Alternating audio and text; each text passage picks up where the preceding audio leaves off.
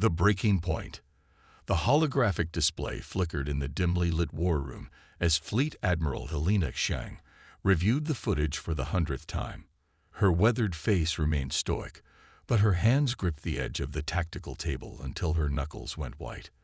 On the projection, Dr. Sarah Chen writhed in agony as HFY scientists methodically tested her pain thresholds, their chitinous appendages adjusting various instruments with cold precision. "Play it again," Helena ordered, her voice carrying the weight of 20 years of military service. Her aide, Lieutenant Commander Marcus Rodriguez, hesitated before complying. "Admiral, we've confirmed the authenticity of the footage. It's definitely Dr. Chen, and the timestamp shows this was recorded 3 days ago at the HFY research station in the Vega sector." The rescue operation had been swift and surgical. When human deep space sensors detected unusual energy signatures from what was supposed to be an abandoned mining outpost, no one expected to find one of humanity's leading quantum physicists strapped to an examination table. The HFY hadn't even bothered to hide their activities, confident in their technological superiority and humanity's perceived weakness.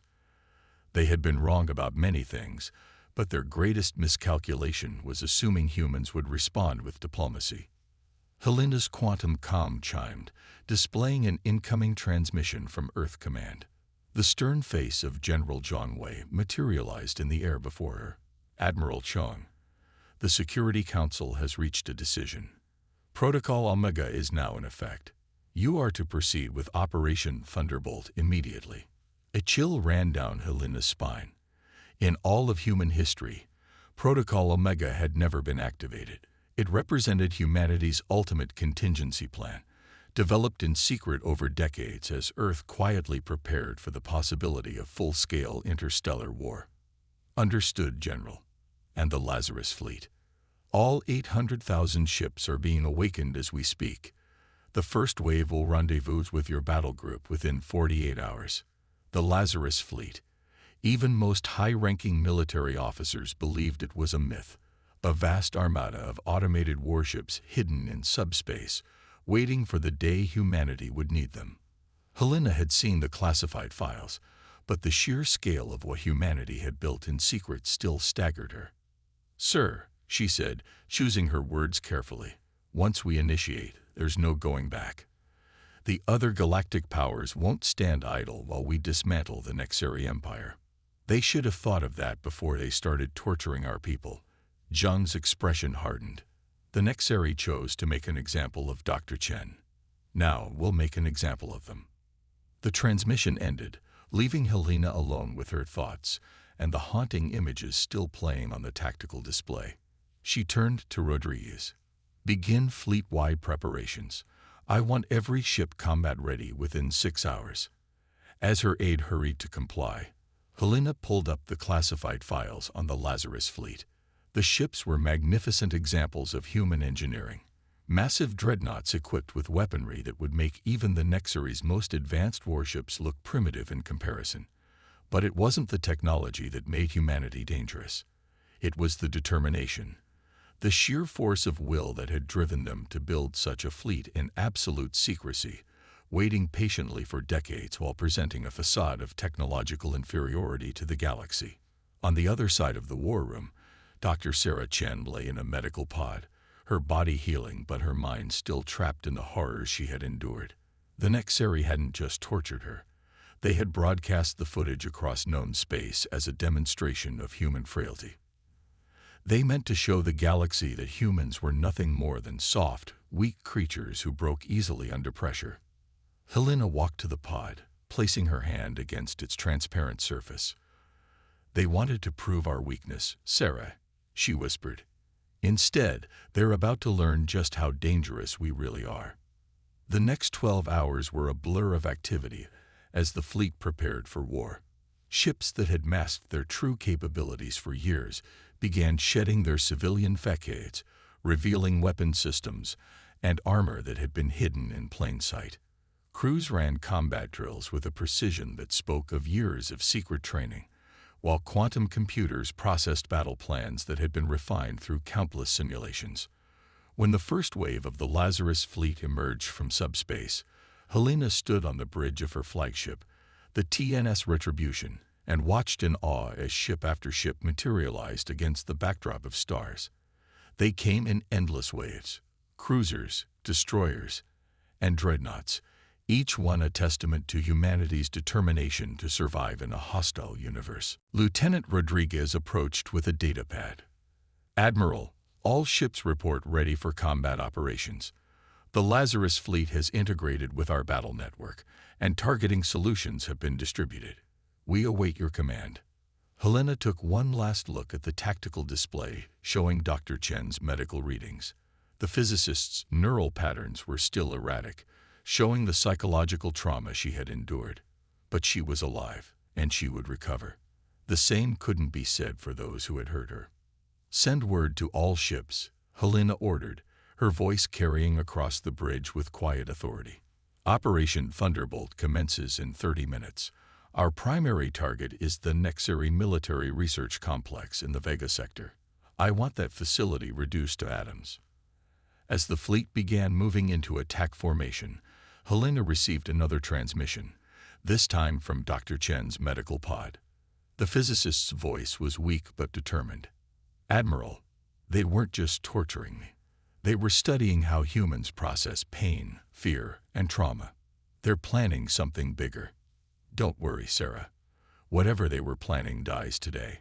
Helena's eyes narrowed as she watched the fleet's formation tighten. "The galaxy's about to learn why you don't provoke humanity. And the Nexari, they're about to learn that lesson the hard way." The massive fleet accelerated toward its target, each ship's quantum drive humming with barely contained power. As Helena gave the final orders for battle, she couldn't help but think about how the Nexari's arrogance had sealed their fate. They had thought they were conducting a simple experiment on human pain thresholds. Instead, they had awakened a sleeping giant. Humanity was going to war, and the galaxy would never be the same. Arsenal awakens. The news of humanity's hidden fleet spread across the galaxy like wildfire. On 1,000 worlds, alien civilizations watched in stunned silence as humanity's armada emerged from its decades-long slumber. The Nexeri Empire's diplomatic channels erupted with panicked transmissions as their military commanders struggled to comprehend the sheer scale of the force arraying against them. In the rings of Saturn, Director Camilla Putul stood in the massive construction facility that had birthed the Lazarus fleet. For 30 years, she had overseen the secret program that had transformed the gas giant's rings into the largest shipyard in human history. Now, she watched as the last of the automated maintenance docks activated, preparing to support the war effort. "Director," her AI assistant materialized beside her, its holographic form flickering with urgency. "We're receiving priority transmission from Fleet Admiral Chang. The first wave has engaged Nexeri forces in the Vega sector." The massive display wall came to life, showing tactical feeds from the battle. The Nexeri had scrambled their nearest defense fleet to protect their research facility, but they were hopelessly outmatched. Humanity's ships moved with devastating precision, their weapon systems bypassing shields that the Nexeri had thought impenetrable. "Send the performance data to R&D," Camilla ordered. "I want full analysis of how our systems perform in actual combat conditions." She paused, watching as another Nexeri cruiser disappeared in a flash of quantum fire. "And get me a secure line to the Security Council. They need to know what we found in the facility's databanks." The classified files recovered alongside Dr. Chen painted a horrifying picture. The Nexeri hadn't chosen her at random. They had been systematically abducting humans from frontier colonies for years, conducting experiments to understand human physiology and psychology. Their ultimate goal was to develop biological weapons specifically targeted at human genetic markers. On Earth, the public reaction to these revelations was reaching a fever pitch. In the sprawling metropolis of Neo-Singapore, millions gathered in the streets, their anger palpable. The massive holoscreen dominating the city center showed President Carmen Ortiz addressing the United Earth Parliament. "For generations, we have hidden our true strength, building our defenses in secret while presenting a facade of technological inferiority, Ortiz declared, her voice resonating across the planet. The Nexari mistook our patience for weakness, our restraint for fear. That ends today. In orbit above Mars, General John Wei coordinated with colonial defense forces across human space. The Nexari had sleeper cells embedded throughout human territory, waiting to strike. But humanity had prepared for this too. Quantum surveillance systems, dormant for decades, activated across every human world and installation. Status report, John demanded, his holographic form appearing simultaneously in command centers across human space. Colonel Diana Martinez, commanding Earth's sole defense grid, responded first. 16 Nexari agents neutralized in the past hour. Their attempt to access our quantum network was detected and contained. No casualties on our side. Similar reports flooded in from other colonies. The Nexari's carefully planted infiltrators found themselves outmaneuvered at every turn. Humanity's apparent vulnerability had been an elaborate deception, drawing out their enemies' covert operations while mapping their networks. Back on the TNS Retribution, Admiral Xiang received the latest intelligence updates with grim satisfaction. The Nexari Empire was reeling, their military commanders paralyzed by the sudden revelation of humanity's true capabilities. But Helena knew this was just the beginning. Admiral, Lieutenant Rodriguez approached with fresh tactical data. We've detected massive fleet movements throughout Nexari space. They're consolidating their forces around their core worlds. Helena studied the holographic display, watching the patterns of enemy fleet movements. The Nexari were falling back, abandoning their frontier outposts to fortify their central territories. It was a logical response, but it played directly into humanity's strategy. They think we're planning a direct assault on their homeworld, Helena mused. They don't understand yet. This isn't just about punishing them for what they did to Dr. Chen. We're going to dismantle their entire empire, piece by piece. In the medical bay, Dr. Chen had begun providing insights into the Nexari's research programs. Despite her trauma, her brilliant mind was already analyzing the technical data recovered from the facility. Their bioweapons research is decades behind what they think it is, she explained to the medical staff. They fundamentally misunderstand human genetics, but that's not what worries me. She pulled up a classified file on her secure terminal. Look at these stellar coordinates. They're testing their weapons on multiple species, not just humans. The Nexari aren't just an empire. They're systematic exterminators, preparing to reshape the galaxy according to their vision of genetic purity. The implications were staggering. Humanity hadn't just stumbled upon a single atrocity. They had uncovered evidence of a vast conspiracy that threatened all sentient life in the galaxy. The Lazarus fleet, built to defend humanity, would now become an instrument of liberation. In the Saturn shipyards, Director Patel received the analysis with cold fury. Begin production on the Phase 2 vessels, she ordered. And activate the quantum forge. If we're going to free the galaxy from these monsters, we'll need every ship we can build. The massive construction arrays hummed to life, their automated systems beginning to assemble the next generation of human warships. In the depths of space, the Lazarus fleet continued its advance, its weapons bringing swift justice to those who had underestimated humanity's resolve. The arsenal of humanity had awakened, and the galaxy would soon understand that humans weren't just fighting for revenge. They were fighting to ensure that no species would ever again suffer at the hands of the Nexari Empire. First strike. The quantum storms raged across the Vega sector as humanity's fleet engaged the main Nexari defense force. Admiral Helena Xiang stood on the bridge of the TNS Retribution, watching as space itself seemed to tear apart under the fury of the battle. The Nexari had finally mustered a significant response, 3,000 warships against humanity's first wave of 20,000.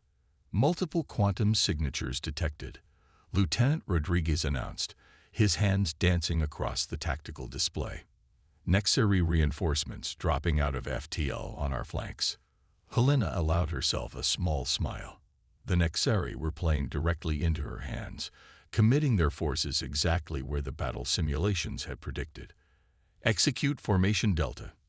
Tell the Lazarus units to begin their attack runs.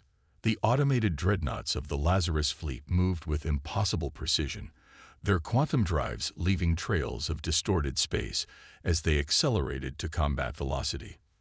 The Nexari ships, despite their advanced technology, found themselves caught in a deadly crossfire. On the bridge of the Nexari flagship, High Commander Vextree watched in horror as his supposedly superior forces were systematically dismantled. Impossible, he chittered to his command staff. Their weapons are penetrating our phase shields as if they don't exist. A junior officer approached with trembling mandibles. High Commander, we're detecting energy signatures we've never seen before. Their weapons, they're not just piercing our shields, they're using our own defensive systems against us. Deep within the TNS Retribution, Dr. Sarah Chen worked with a team of quantum physicists, monitoring the performance of humanity's secret weapon.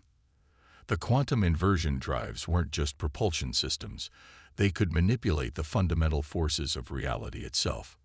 The field tests are exceeding expectations, Sarah reported, her voice stronger now as she focused on the work. The Nexari's phase shield technology relies on quantum manipulation, but our inversors are turning their own fields against them. In orbit around a dying star, another battle was unfolding. Commander Maya Santos led a strike force of stealth destroyers against a Nexari supply convoy. The massive cargo ships, laden with resources stolen from conquered worlds, never saw the attack coming. All ships, execute attack pattern Sigma, Maya ordered. Her vessels emerged from quantum silence, their weapons already locked on target. Disable their engines but keep the cargo intact. Intelligence wants to know exactly what they've been stealing. The precision strike was over in minutes. As Maya's teams boarded the captured vessels, they discovered something that would change the course of the war. Hidden among the stolen resources were stasis pods containing hundreds of alien beings, test subjects for the Nexari's genetic experiments. Admiral Chung, Maya's voice was tight with controlled fury as she reported her findings. These aren't just cargo ships. They're mobile laboratories. The Nexari have been conducting their experiments across multiple sectors. Back on the Retribution, Helena received the report with grim determination. Send the coordinates to all fleet elements. Every Nexari research facility, every laboratory ship, every testing center. I want them all found and destroyed. The battle in the Vega sector reached its climax as the Nexari fleet attempted a desperate breakthrough. High Commander Vextree had realized too late that he was fighting an enemy who had spent decades preparing specifically for this moment. All ships, emergency quantum jump, he ordered, but the humans had planned for this too. The space around his fleet rippled as quantum inhibitor fields activated, trapping the Nexari ships in normal space. Your empire built itself on the suffering of others. Helena's voice transmitted across all frequencies as the Lazarus fleet moved in for the kill. Now you'll learn what it means to face an enemy who has nothing left to hide. The battle ended not with a dramatic last stand, but with a systematic execution of military precision. The Nexari fleet, once considered one of the most powerful in the galaxy, was reduced to quantum-scattered debris in less than an hour. On Earth, the United Earth Parliament received the battle reports with solemn satisfaction. President Ortiz authorized the release of specific footage to the Galactic community, a carefully chosen demonstration of humanity's new power. Let there be no doubt, she declared to the watching galaxy. Humanity will no longer tolerate the existence of empires built on genocide and torture. The Nexari's crimes end now. In the Saturn shipyards, Director Paddle reviewed the combat data with her engineering teams. The quantum inversors had performed beyond their most optimistic projections, but she knew the Nexari would try to adapt. Begin production on the Mark IA systems, she ordered, and accelerate the development of the quantum phase disruptors. The Nexari will try to modify their shields. We need to stay ahead of them. Dr. Chen, watching the battle aftermath from her station, felt a complex mix of emotions. The same species that had tortured her was now experiencing the full might of human retribution, yet she couldn't help but think about the other victims they had discovered. "Admiral," she called Helena on a private channel.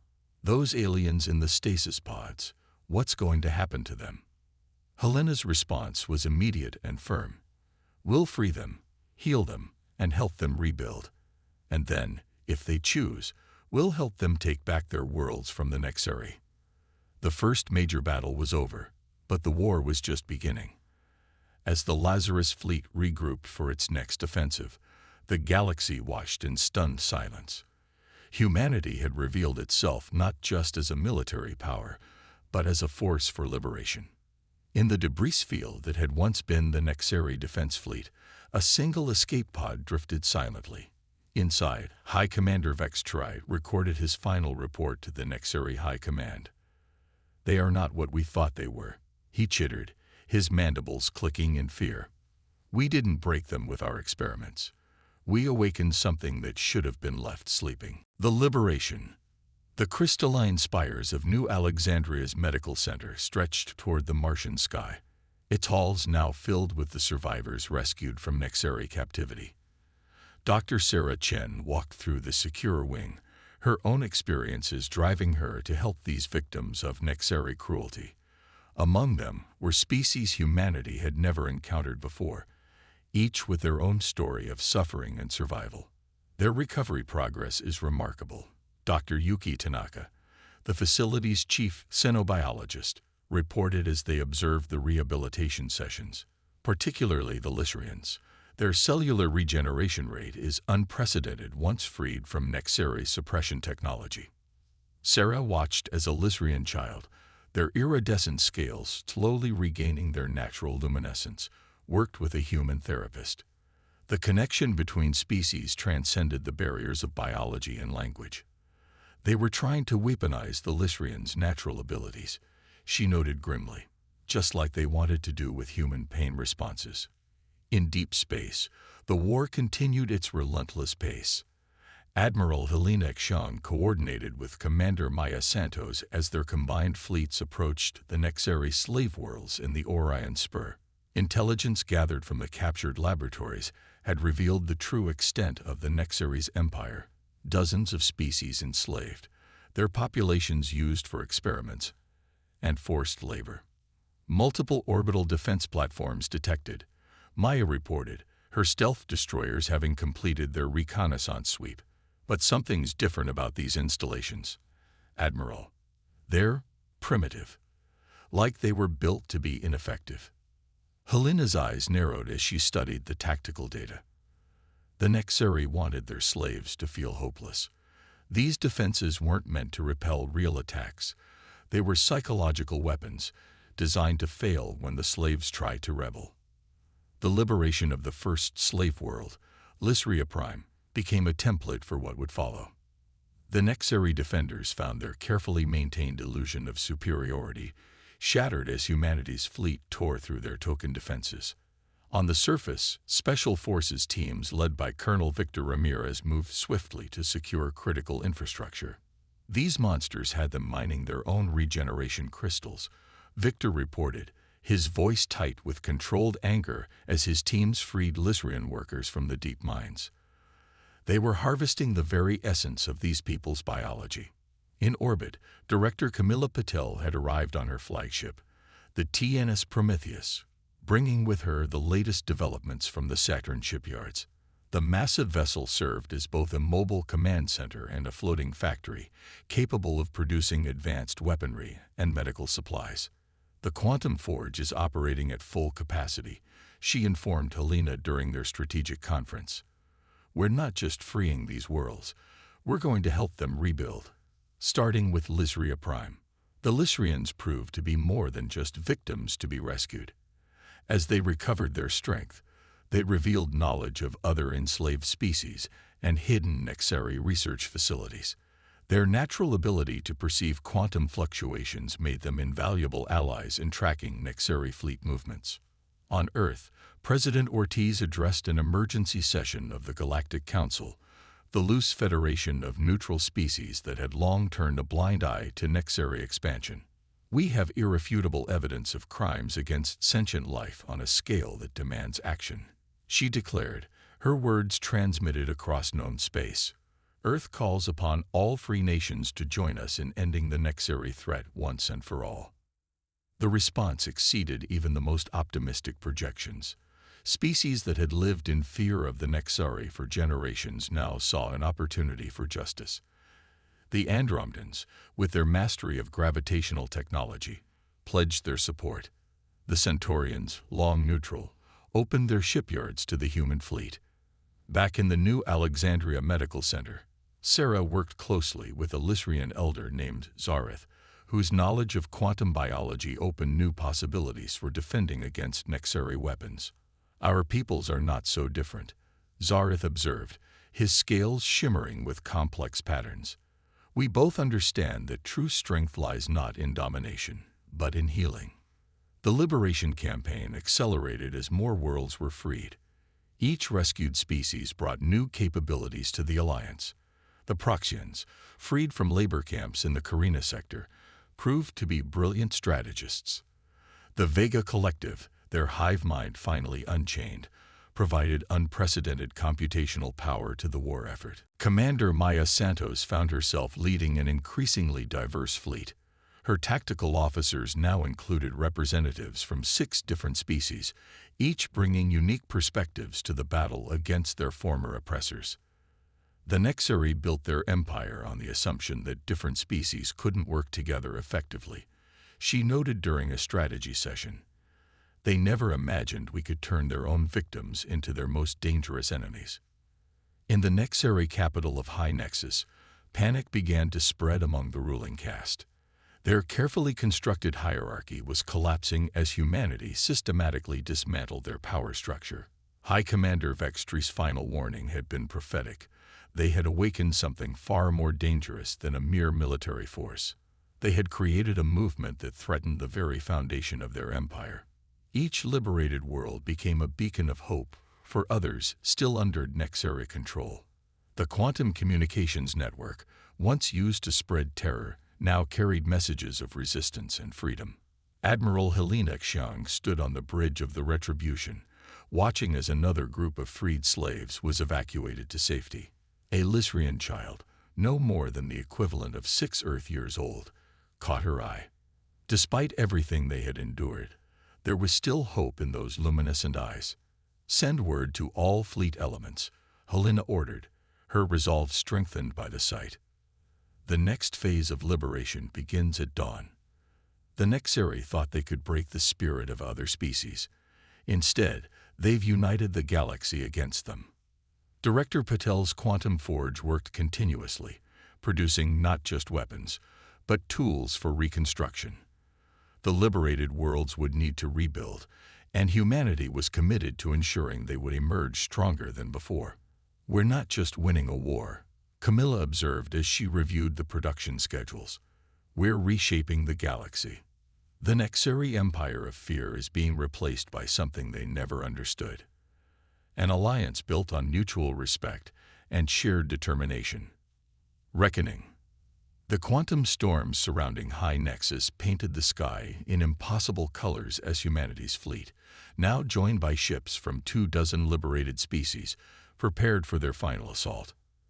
Admiral Helena Xiang stood aboard the TNS Retribution, surveying the combined armada that stretched across light years of space. The Nexary Empire, once thought invincible, had been pushed back to their home system. "Status report," Helena commanded, her voice carrying the weight of a campaign that had lasted months but reshaped millennia of galactic history. Lysrian quantum sensors detect massive energy buildups within their defensive grid, Lieutenant Rodriguez reported. "They're activating something big, Admiral. Something we've never seen before." On the surface of High Nexus, the Nexary High Command had played their final card. Deep beneath the crystalline spires of their capital, they activated the World Forge, a weapon of last resort designed to harness the quantum essence stolen from countless species over generations. Dr. Sarah Chen, monitoring the energy readings from her station aboard the Retribution, felt her blood run cold. "Admiral, they're trying to weaponize all the genetic material they've harvested. If they succeed, they could corrupt the quantum signatures of entire species." In the Saturn shipyards, Director Camilla Paddle received the data with grim determination. "Deploy the quantum inhibitors," she ordered. "All of them. We can't let them finish charging that weapon." The Liberation Fleet moved with practiced precision, each species contributing their unique strengths to the assault. Lystrian ships, their hulls gleaming with regenerative crystals, led the way through the quantum storms. Proxian strategic platforms calculated firing solutions that bent probability itself. Human dreadnoughts provided the raw firepower that had become their hallmark.